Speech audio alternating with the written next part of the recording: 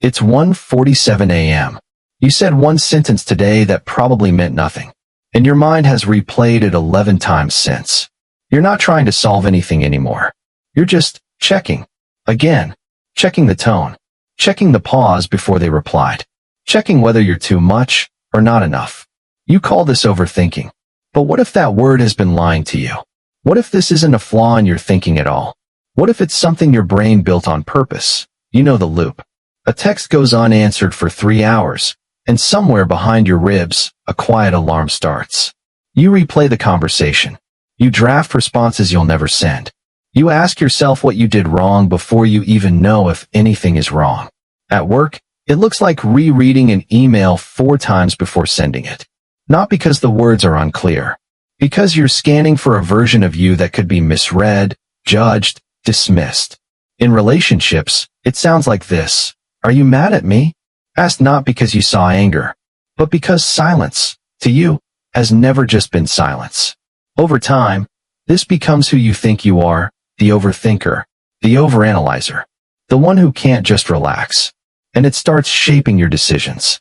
You stay quiet in meetings you had something valuable to say in. You rewrite messages until the honest version disappears. You choose the safer option, not because it's better, but because it's the one your mind didn't attack first. Your self-talk turns clinical, almost cruel. Why can't you just let things go? Why does everything have to be a whole event in your head? You start treating your own mind like a problem to manage. But here's the question underneath all of it. What if this isn't your mind malfunctioning? What if it's your mind doing exactly what it was trained to do? Overthinking isn't a personality flaw. It's a strategy. Somewhere, at some point, maybe once, maybe 1,000 small times, your brain learned that being caught off guard cost you something. A relationship that ended without warning. A parent whose mood you had to read before you spoke. A moment where you said the wrong thing and it mattered more than it should have. Your mind took notes. And it built a system. A system that says, if I scan hard enough, ahead of time, I won't be blindsided again. That's not brokenness. That's adaptation. The same mental machinery that keeps you replaying conversations at midnight is the machinery that once kept you safe. It just never got the memo that the danger has passed. You are not too sensitive. You are not too much. You are a person whose brain decided vigilance was cheaper than vulnerability. And it's still paying that price, long after the bill was due. Here's what's actually happening under the surface. Your brain has a threat detection system, centered largely in a small almond-shaped structure called the amygdala. Its only job is prediction of danger, not truth, not accuracy, just prediction. When something once felt emotionally unsafe, rejection, criticism, unpredictability, your brain doesn't file it as, that was uncomfortable. It files it as, this category of event is dangerous. Watch for it. So the next time anything resembles that pattern, even faintly, your amygdala fires before your rational mind even wakes up. Think of it like a smoke detector installed in a kitchen that once had a real fire. That detector isn't wrong to be sensitive. It's just calibrated for an emergency that already happened.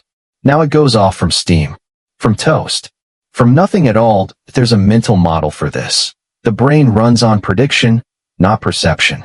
It isn't reacting to what's happening right now. It's comparing right now to every similar moment from your past, and preloading a response before the current moment even finishes. That's why a delayed text can feel like danger. Your brain isn't responding to the text. It's responding to every other time silence meant something was wrong. Overthinking, then, is not weakness. It's your nervous system trying to finish a sentence that was interrupted a long time ago. How do you work with a system like this, instead of fighting it? 1. Name the alarm, don't obey it. When the spiral starts, say internally, this is my threat system, not new evidence. This works because labeling an emotional state activates the prefrontal cortex, which quiets amygdala activity, a process researchers call affect labeling. Real-life example. You notice yourself rereading a text for the 5th time. You pause and think, this is pattern matching, not proof. The urgency softens, even slightly. 2. Widen the evidence window. Instead of asking, what does this one moment mean? Ask, what does the last 20 moments with this person mean? This works because your brain overweighs recent, emotionally charged data, a bias called recency bias, and ignores the calmer baseline. Example, your friend seems distant today. You remind yourself of the 3 times last month they showed up for you without hesitation. The single data point loses its power to define the whole relationship. Point 3. Give the loop a landing time. Set a boundary. I'll think about this for 10 minutes, then I'm done for now. This works because open-ended worry keeps the stress response system activated indefinitely, while a bounded task signals to your brain that resolution is coming, lowering cortisol output. Example, instead of ruminating all evening about a comment your boss made, you journal it for 10 minutes, then close the notebook. The thought doesn't vanish, but its grip loosens. Point 4.